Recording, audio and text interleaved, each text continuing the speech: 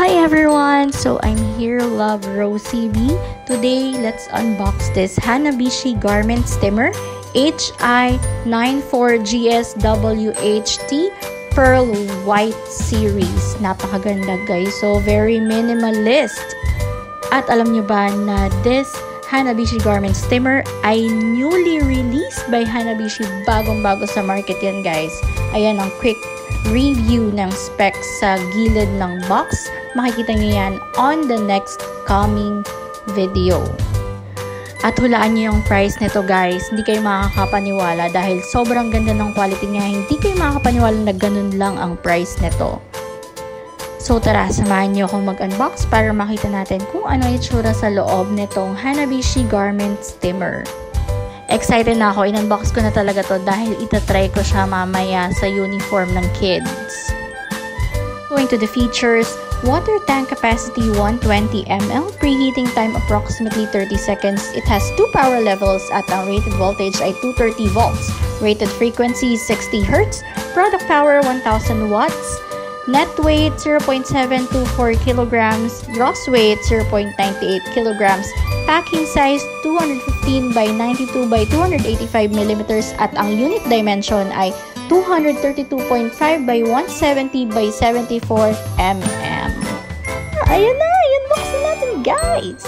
Here you can see the warranty certificate. Pag kailangan nyo ipa-warranty, papakita nyo lang tong filled out form from Hanabishi.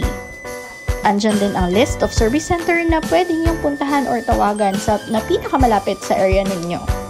At pwede nyo ring puntahan ang official website ng Hanabishi para i-search ang pinakamalapit na service center sa location nyo.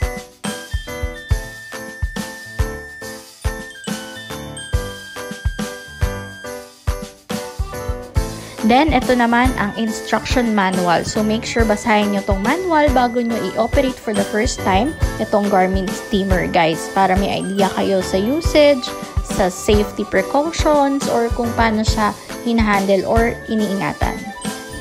So, as you can see here, ina-unbox na nga natin, guys. Excited na talaga ako. Sobrang ganda nito, promise.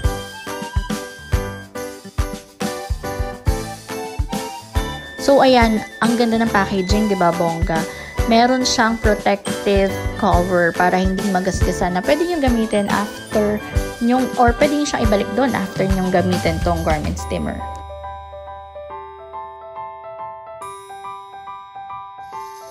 Hala, guys, tingnan nyo, ang ganda, oh, very minimalist. So, normal yung power plug niya sa mga power outlet sa bahay. Ayan, ang ganda guys. Oh, pearl white na pearl white. Ang ganda talaga. Sobrang minimalist. So, ayan yung water tank. Diyan nyo ilalagay yung tubig bago nyo, of course, isaksak yung garment steamer. Indicated din sa manual ang safety precautions pag naglalagay ng water sa water tank. Ang ganda ng quality guys. Hindi basta-basta yung material na ginamit dito dahil napaka-sturdy. As in, pag nahawakan nyo siya, matutuwa talaga kayo. So, here is the power button, tsaka yung 2 power levels nga na pwede nyo i-adjust. Naka-indicate din yan sa manual, guys. So, sundan nyo na lang sa manual.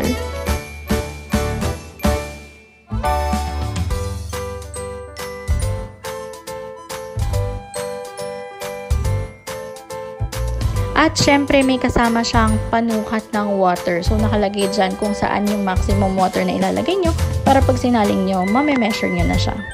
At of course, meron din siyang kasamang brush. Yan, ikakabit nyo siya dun sa front part kung saan lalabas yung steam. Tapos, ito yung included na brush sa package para of course, smooth yung hagod sa kung saan nyo man gagamitin tong hand steamer. And I can really assure you na sa personal talaga, sobrang ganda ng quality niya. Napakaganda ng quality ng material. Hindi siya yung basta-basta na mga garment steamer lang sa market or yung mga makikita nyo sa mga online platforms. Mabibili nyo to sa Go Appliances PH. Kaya ano pang hinihintay nyo? Bili na!